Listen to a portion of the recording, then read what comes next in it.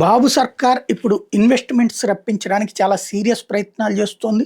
ఇప్పుడు Google data centre అన్నటువంటిది అదానీ వాళ్ళతో ఆల్రెడీ ఉన్న ఒప్పందాన్ని బేస్ చేసి అదానీ వాళ్ళతో మాట్లాడిపించి ఫైనల్గా తీసుకురావడంలో సక్సెస్ అయింది. అట్లాగే మనకి ఇక్కడ బీపీసీఎల్ ద్వారా తీసుకొచ్చే రిఫైనరీ ఇవి ఒక ఎత్తు. ఇప్పుడు వచ్చేటప్పటికి గుజరాత్ ప్రభుత్వం అక్కడ షిప్ బిల్డింగ్ వెంచర్ ఏర్పాటు చేయడానికి రెడీ అవుతోంది. రమ్మనమని హుండాయిని పిలుస్తుంది. హుండాయి వాళ్ళు ఇండియాలో పెడతానంటున్నారు.